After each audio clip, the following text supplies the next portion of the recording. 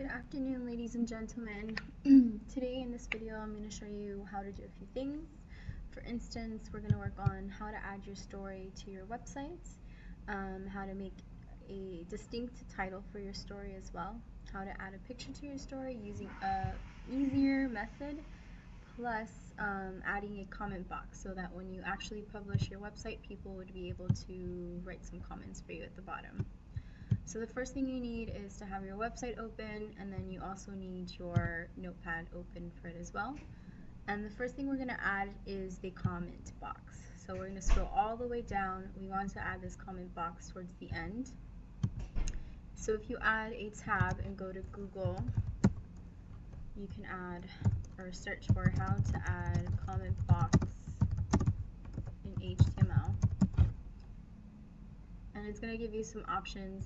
However, I really like the third one. I think the third one's the shortest tag, and I just think it's easier to use. So go with the third one that says Quack It, and you're going to scroll down, and it shows you what it's going to look like. So we're going to copy this,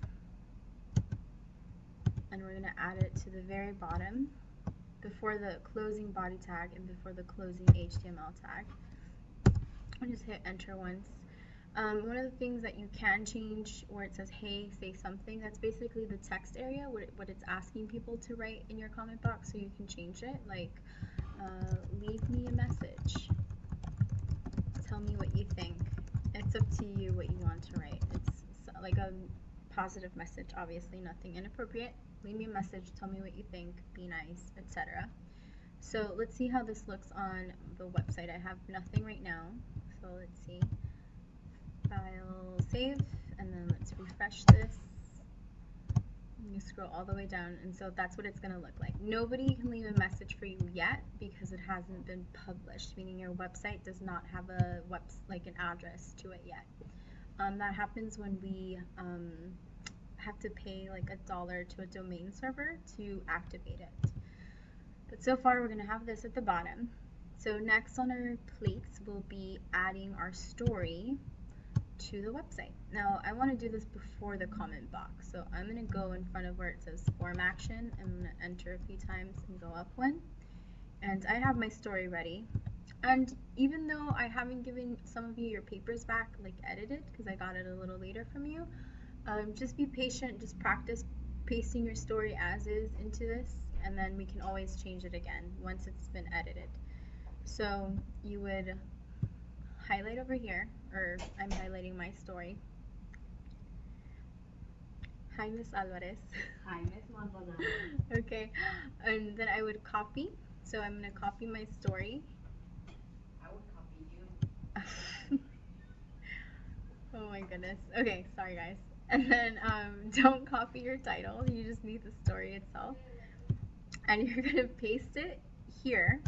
But actually, before you even paste it, let's just do the tag for it. So P is for paragraph, and then we just want to paste it, and then let's do a closing P tag like that.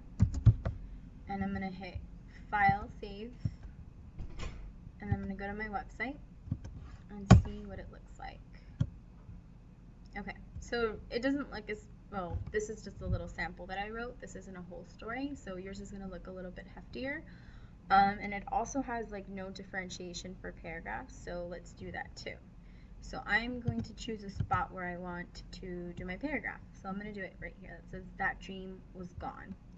So how do I do break tags? I just, inside of the symbols, I'm going to do BR and then a closing BR to create a space there. I'm going to hit Control Save, and I'm going to go over here, refresh it, and there you can see that I've created a space so that I have a paragraph going on. I'll show you guys how to do indentations later. So now what I want to do is create a title. So I'm going to go back here. I'm going to have to do this obviously in front of the story. So I'm going to create some space up here. I'm going to call it, let's just do a P tag for it. P, the zombies, or actually it's a title, so let's do it. The zombies are hungry. Closing P tag. So I'm going to refresh, scroll down, but this is kind of boring because this looks like the same font. So let's spice things up a little bit and change that. So what I'm gonna do is go right in front of my title, and I'm gonna do a new font base, and I'm gonna change it to, I don't know, let's do Algerian. Obviously, you can search for a different type of font if you don't want Algerian or the ones that you've been using. Definitely go for a different one. Font size, I'm gonna do equal, I don't know, 7. And then I just want this to apply to this, so I need to close it and right behind my title. If not, it's gonna apply to everything, and I don't want that. So hit Control S, and then I'm gonna refresh, and there you go. And that looks, so far pretty good. Okay, so the next thing on our plates is adding a picture without using TinyPic. So I use TinyPic because I thought it was a good introduction on how to add pictures to your website, but we're going to try something new. So we're going to go to your notepad, and I want to put this picture, let's see, at the end. Let's do it at the end. Let's see what, or you know what, actually let's do it right after your title and right before the beginning of your story. Okay, so this is a very easy way to do it. The first thing you need to do is save a picture that you want. So I've already looked up a zombie picture, so I'm going to right click, save image as, and I'm saving it to my desktop.